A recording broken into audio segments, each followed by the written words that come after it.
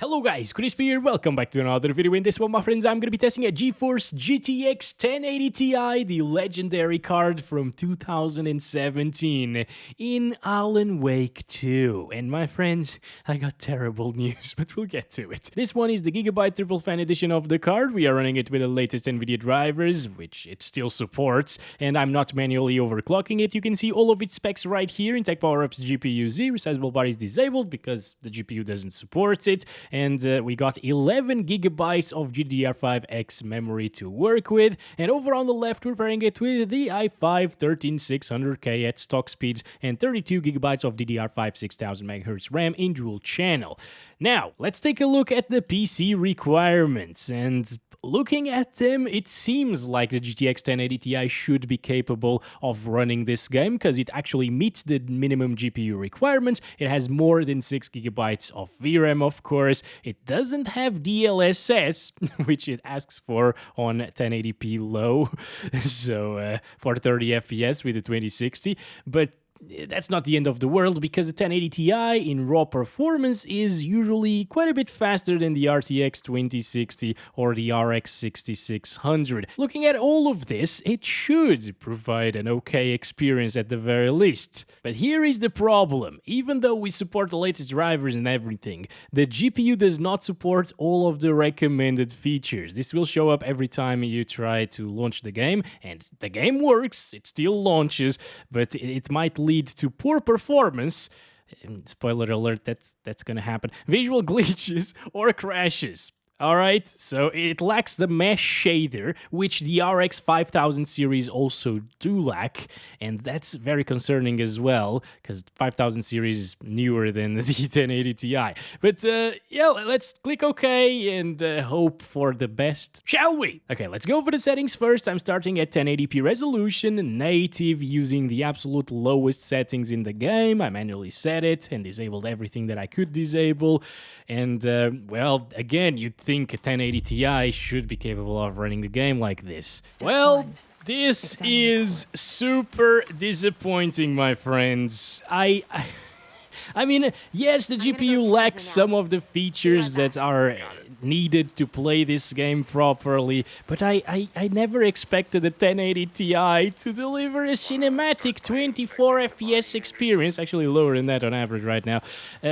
at 1080p absolute lowest settings. Now, the thing is, the game still looks reasonably good. I mean, we disabled a lot of the settings like ambient occlusions and stuff that make the game look really pretty, even on the low settings preset, and of course the 1080 Ti doesn't really support that feature, the mesh shader, mesh feature or whatever, so it's probably looking a bit worse than it should on the lowest settings possible. But I mean, even then, it doesn't look terrible. It's not like a force broken type of game in terms of graphics on lowest settings, but it's definitely completely unplayable, guys. Like, Forspoken looks optimized aside from this. But I'm not going to bash it too much because this is an older architecture already, and again, it just lacks that supported feature that this game needs to run properly, and that's why it's performing this terribly, of course. But it's a big shame to see the mighty 1080 Ti finally starting to fall. I guess moving forward, as we see more and more games using some new technologies on the GPUs, this is what's gonna happen, you know? The GPU is already almost 7 years old, so there's that. And the architecture is actually 7 years old, almost 8, because the 1080 Ti came out a little bit later, almost a year after the GTX 1080 did.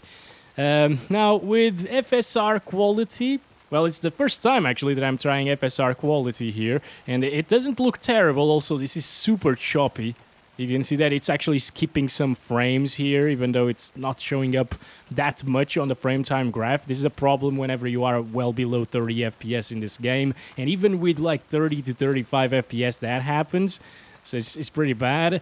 But yeah, even with FSR2 on quality, which is 720p internal resolution and then upscales it to 1080p, it's not enough, guys. We get like 1 more FPS or 2. That is insane. But again, I don't think this is a matter of bad optimization. Once again, it's just GPU lacks features, and it just cannot run the game properly. It's interesting, though, that we're not really seeing many graphical issues here.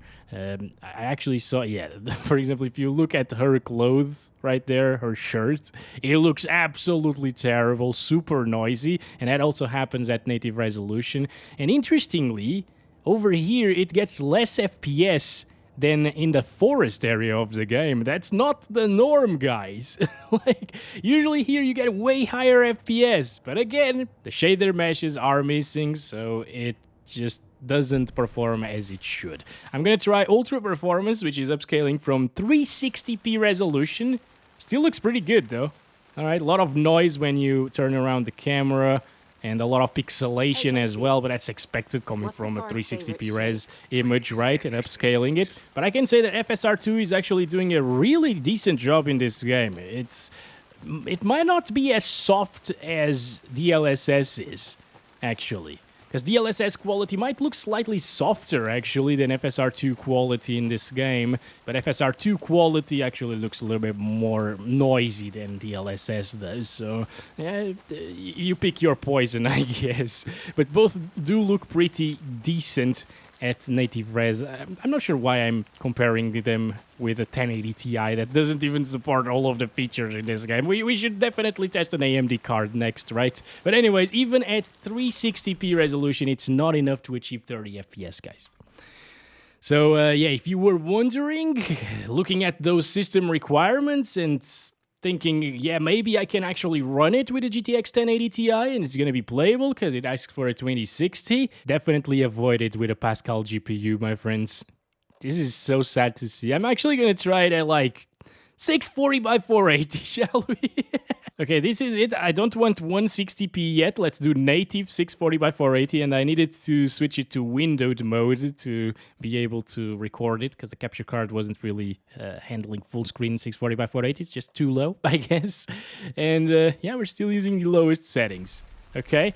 Oh boy, no, it's still not enough. It is still not enough. It's still getting 20s here, guys, with a lot of choppiness. Damn, no. No. 1080 Ti, what have they done to you? Oh, that is terrible. All right, last thing to try is 213 by 160 resolution. This is 160p at 4:3. It's even lower than 16 by 9 160p, of course. Holy crap, please, please, please give me 30 finally. No, it's still dropping. Okay. But maybe we can get 30 on average. So let's run around like this. It looks absolutely awful. Actually, not as bad as I thought it would look at 160p, honestly, once again. I'm looking at a very small window in my screen, though. But yeah, I still expected it to look a bit worse than it actually is, but yeah, it's still not enough to get 30 FPS. See? Just lacking a little feature changes the experience completely. It's time, my friends. It's time to upgrade if you have a GTX 1080 Ti, and if you want to play recent games, or this one in particular, I guess. I mean, the 1080 Ti still does a pretty decent job in most recent games, after all. Even if you need to lower settings at 1080p, it can still do like 1080p medium or high settings in most of them easily. But yeah, I'm afraid that moving forward, since it's lacking some of these newer features, this is what we will start seeing from now on.